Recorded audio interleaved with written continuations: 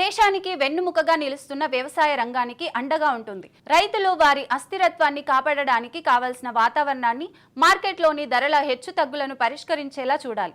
అందుకే ఈ ఇబ్బందులను గుర్తించిన ఆర్బీఐ రైతులపై రుణభారాన్ని తగ్గించేలా చూస్తోంది. అందుకే వారికి రుణ పునర్వ్యవస్థీకరణ పథకాన్ని తీసుకువచ్చింది.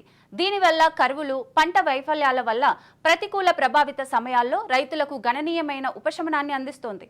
రైతులకు ఆర్థిక సహాయం, రాయితీలతో పాటు ఇతర ప్రయోజనాలు అందించేలా వివిధ పథకాలను అమలు చేయడం ద్వారా కేంద్రం రైతుల సంక్షేమానికి ప్రాధాన్యత ఇస్తోంది. ఈ కార్యక్రమాల ద్వారా రైతులు మరింత శక్తివంతం అవ్వడంతో పాటు వ్యవసాయ ఉత్పాదకతను పెంచుకునేలా, వ్యవసాయంలో ఉన్న అనిశ్చితి నుండి వారిని రక్షించేలా ప్రభుత్వం సహకరిస్తుంది. ప్రస్తుతం కేంద్రంతో పాటు రాష్ట్ర ప్రభుత్వాలు రైతులకు మద్దతుగా నిలుస్తూ వారి విషయంలో సమిష్టిగా కృషి చేస్తున్నాయి. ప్రకృతి వైపరీత్యాల వల్ల, కరువు లాంటి సంక్షోభాల సమయంలో ఇది చాలా కీలకంగా మారుతుంది.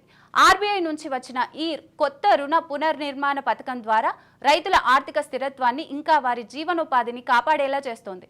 రైతులకు రుణభారం నుంచి విముక్తి కలిగించేలా, వాటితో పాటు ఎరువులు, విత్తనాలు, పరికరాల కొనుగోలుతో వ్యవసాయ పరిస్థితుల అనుకూలత కోసం రైతులు ఈ రుణాలను తిరిగి చెల్లించే అవకాశం లేదు.